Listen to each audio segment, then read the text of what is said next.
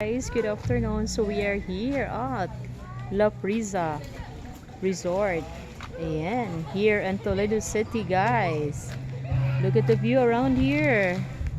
Ang ganda ng view, no? May pool pa siya. Ayan. Sabay, mura lang yung entrance fee nila, guys. Mura lang po yung entrance fee nila. Tapos, maka-accommodate na yung pool. And then, tingnan nyo nga dun sa kabila, guys, may cottage sila, no? Iba-ibang presyuhan sa cottage. Ayan, no? So, ang ganda dito, guys, kasi may mga kahoy, oh. Look at, guys.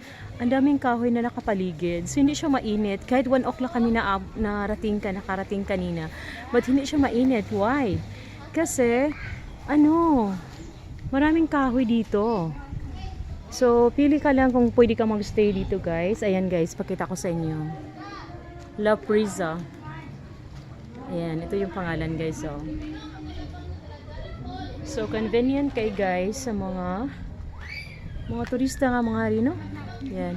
So, for today's video, guys, kasi may kami bisita, guys, from USA, yung first cousin ko. Kaya, unexpected, sinama nila ako dito. Sabi nila, mamasyal daw kami, so wala kami ibang mapuntahan kundi ito. Ayan. So, napakaganda. So, the back view, ito yung, guys.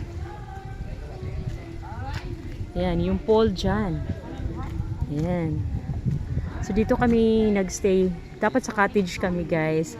Pero dito na lang kami nagstay kasi open, no? Open. Gusto ng uncle ko na open. Dili ako mo drinks. Dili ra. Dili ra. Di ko minog drinks.